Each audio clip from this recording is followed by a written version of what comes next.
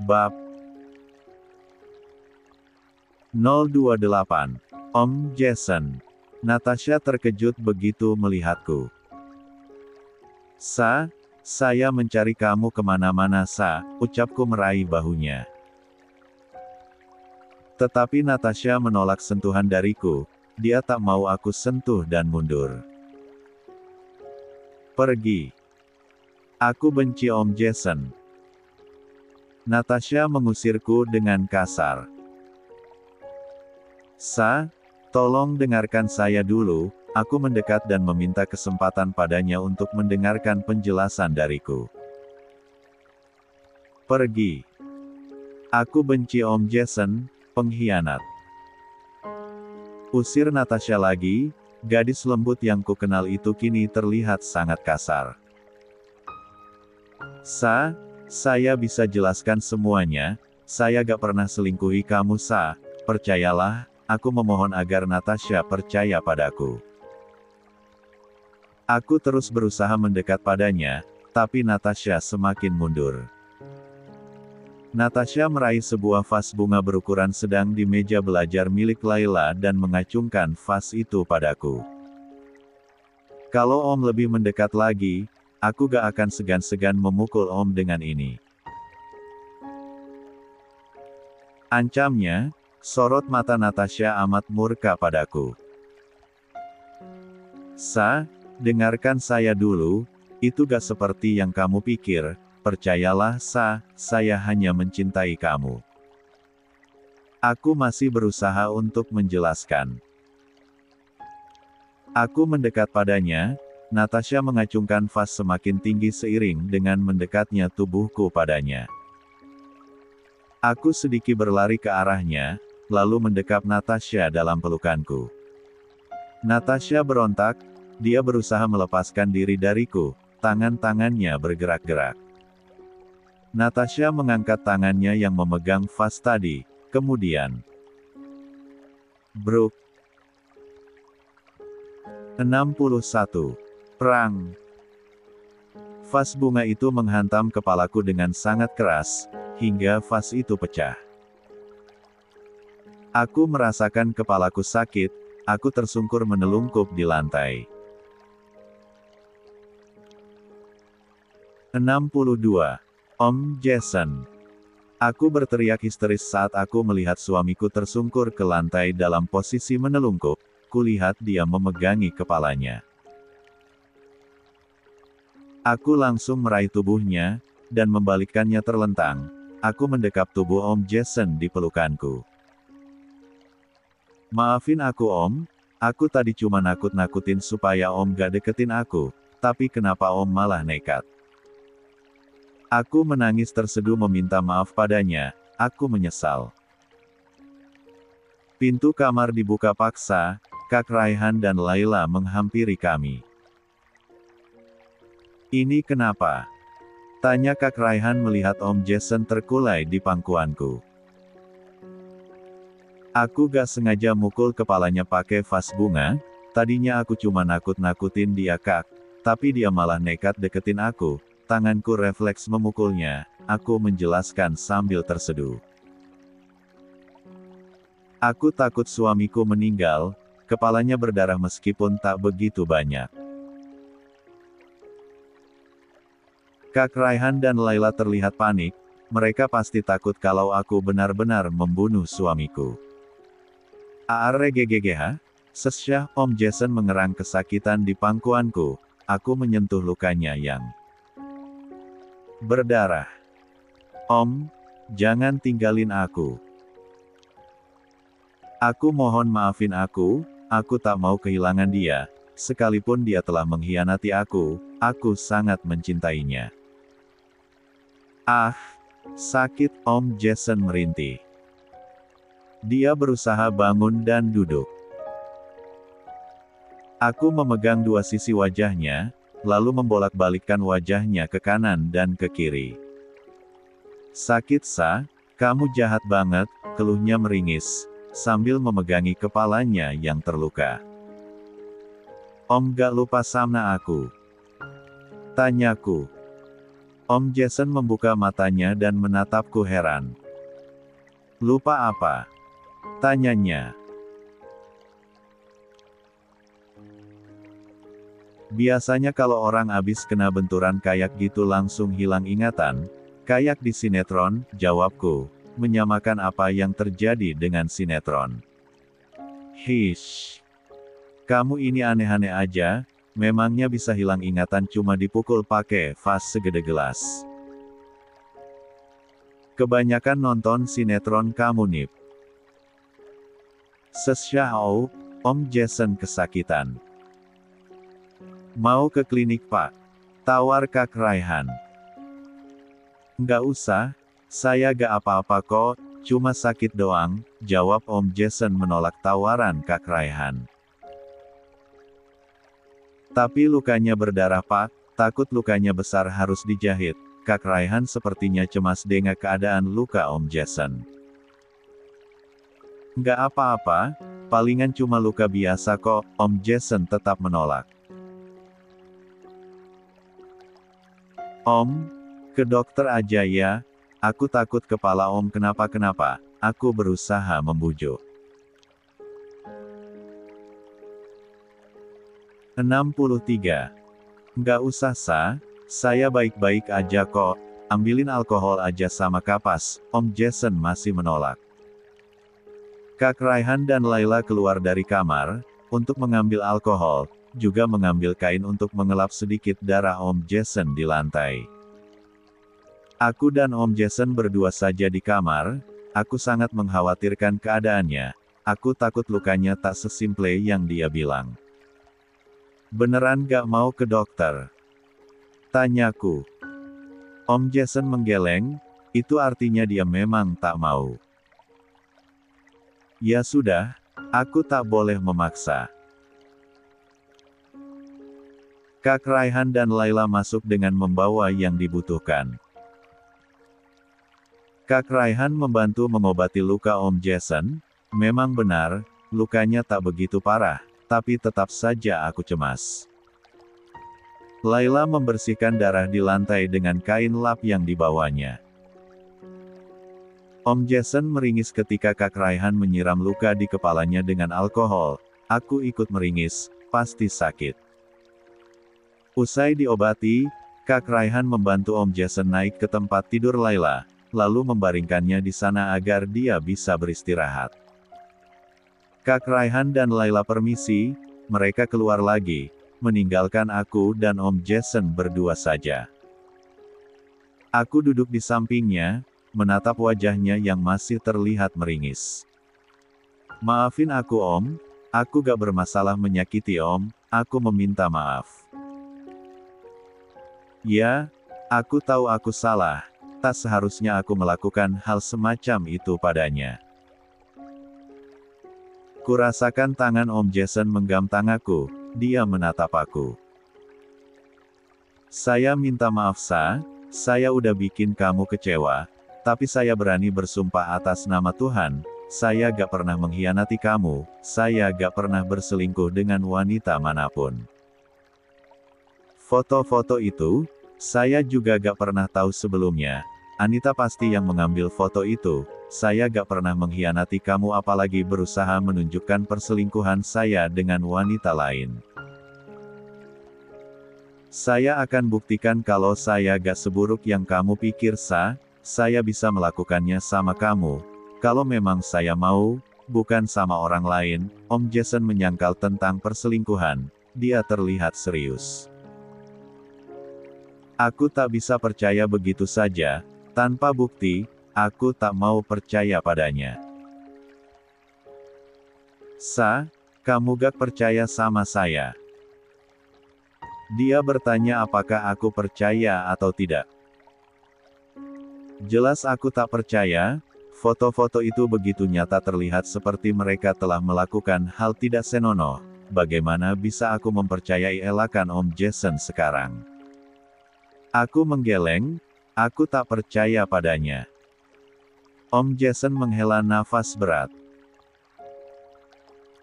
Om Jason kemudian menceritakan tentang siapa wanita itu padaku, dia mengatakan wanita itu bernama Anita, karyawati baru di kantornya, yang diajukan langsung oleh Ibu Anita.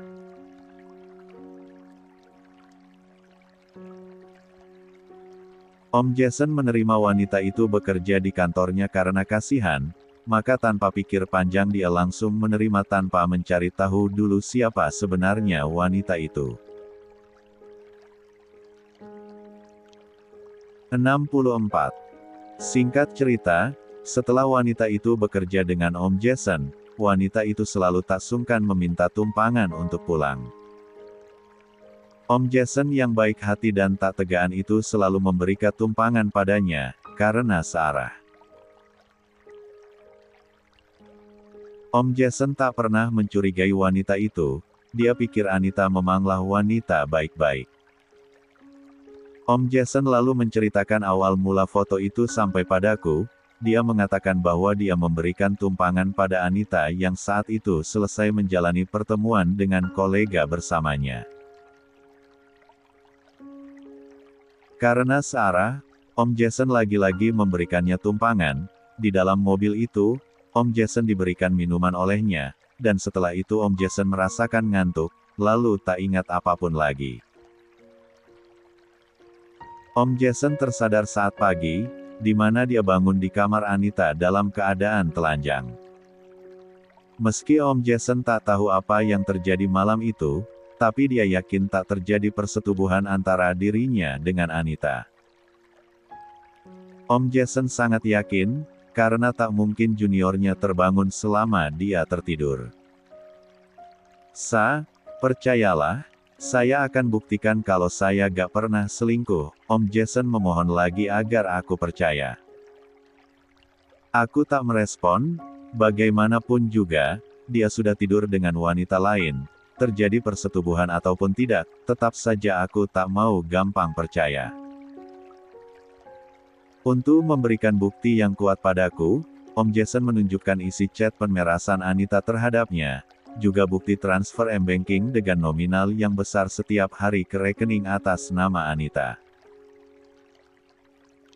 Aku sedikit percaya melihat bukti itu, tapi tetap saja keraguanku lebih besar dari kepercayaan ini. Terus gimana sama ibunya yang kerja di kantor Om? Tanyaku. Dia gak pernah masuk kerja lagi setelah kejadian itu, saya yakin mereka bersekongkol, jawabnya yakin. Aku mangut-mangut, tetapi aku tak begitu menganggapnya serius. Om Jason lebih dewasa dariku, dia pasti mudah membuat sandiwara untuk menutupi kebusukannya. Tolong percayalah. Om Jason memegang tanganku, sorot matanya sayu. Aku menepis tangannya, lalu berdiri. Om istirahat aja, terus nanti pulang, ucapku datar. Aku kemudian keluar dari kamar Laila, meninggalkan Om Jason sendirian. Jujur saja, tak mudah bagiku untuk mempercayai dia lagi. Aku kadung kecewa, foto yang aku lihat sungguh melukai perasaanku. Aku merasa kalau aku ini tak ada artinya untuk dia, mungkin karena aku masih kecil dan tak seperti wanita dewasa sesuai keinginannya. Aku pergi ke ruang tamu dan duduk bersama Laila, aku tak mau bersama Om Jason terlalu lama, aku juga tak mau ikut dengannya jika dia mengajakku pulang. 65. Aku masih terbaring di kamar milik Laila, aku sendirian sejak mendapat pertolongan dari Raihan. Natasha tak masuk lagi sejak dia keluar. Aku tak tahu harus dengan apa meyakinkan Natasha bahwa aku tidak bersalah. Dia sulit percaya padaku, karena memang foto itu terlihat sangat nyata menunjukkan kalau aku memang tidur dengan Anita. Aku memegang kepalaku yang sakit. Lukanya tidak terlalu parah, tapi tetap saja jika di kepala rasanya sangat sakit. Natasha jahat sekali, dia memukul kepalaku dengan vas bunga, lalu kini dia malah mengacuhkan aku. Ujian cinta kami semakin kesini semakin banyak saja, hingga aku merasa ingin pindah saja ke luar negeri dengan membawa Natasha, agar tak ada lagi yang mengganggu kami. Aku memijat kepalaku yang terasa sedikit cenat-cenut, karena pusing. Ponselku berdering, aku merogoh saku celanaku, mengambil benda pipi itu. Fandi. Ternyata Fandi yang menghubungiku. Segera saja aku terima. Halo Van, ada apa? Tanyaku.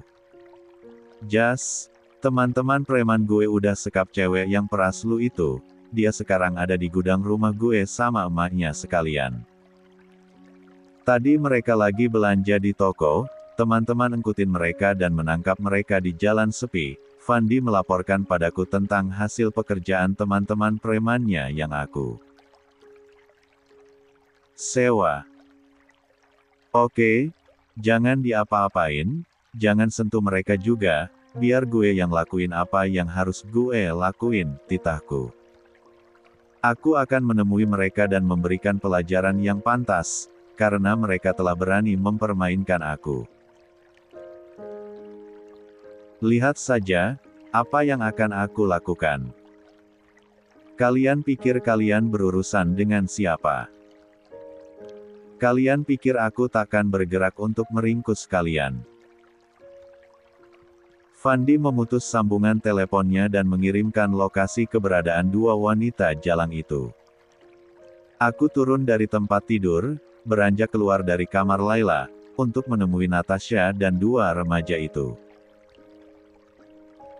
Saat aku keluar, aku melihat Natasha duduk di kursi bersama dua remaja tersebut. Natasha terlihat tak berbicara sama sekali.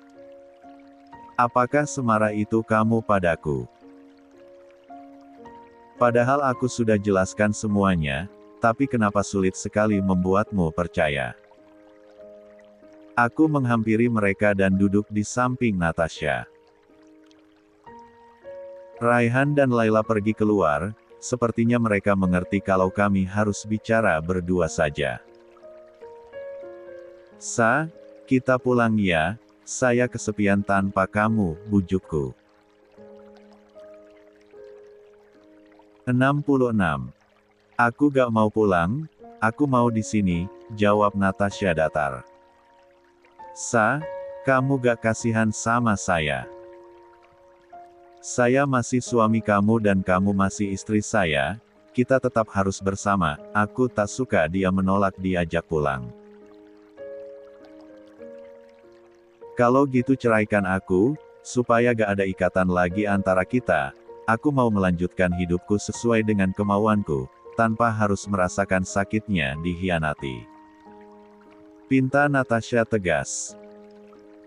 Aku tercengang, Natasha meminta cerai padaku. Aku tak percaya Natasha menginginkan itu dariku. Kenapa harus membahas perceraian? Saya udah jelasin beberapa kali sama kamu kalau saya gak mengkhianati kamu, saya juga korban. Aku berusaha membuat dia mengerti dan percaya. Tapi bukti-bukti itu nyata Om, gak usah mengelak lagi, siapapun yang melihat foto itu pasti akan menganggap sama sepertiku. Natasha ternyata mempercayai foto itu daripada aku. Aku mau kita cerai, aku mau tinggal di sini bersama mereka yang peduli terhadapku. Jangan halangi aku lagi, aku bukan anak kecil lagi. Natasha bersikap sangat kasar dan angkuh padaku, seolah bukan Natasha yang aku kenal. Kenapa kamu kayak gini? Saya selama seminggu cari kamu kesana kemari, karena saya mencemaskan kamu, saya ingin kamu tinggal bersama saya lagi. Tapi ketika saya menemukan kamu bahkan mengacuhkan saya dan malah meminta cerai, kenapa kamu begini? Apa kamu menyukai lelaki lain? Aku tak habis pikir, Natasha meminta cerai tanpa membuktikan dulu kebenarannya. Ya, aku suka cowok lain, aku suka Kak Raihan, karena Kak Raihan baik, dia juga sangat menghargai aku sebagai perempuan, dia lebih baik daripada Om. Timpal Natasha sambil berdiri dan menunjuk wajahku. Perkataan Natasha itu membuatku tercekat. Benarkah Natasha menyukai pemuda bernama Raihan itu? Sebaiknya Om pergi dan jangan pernah temui aku lagi. Natasha beranjak pergi dariku. Tiba-tiba, aku merasakan jantungku sakit. Perkataan Natasha seolah menghantamnya sangat kencang, menyebabkan kesakitan yang tak pernah aku rasakan sebelumnya.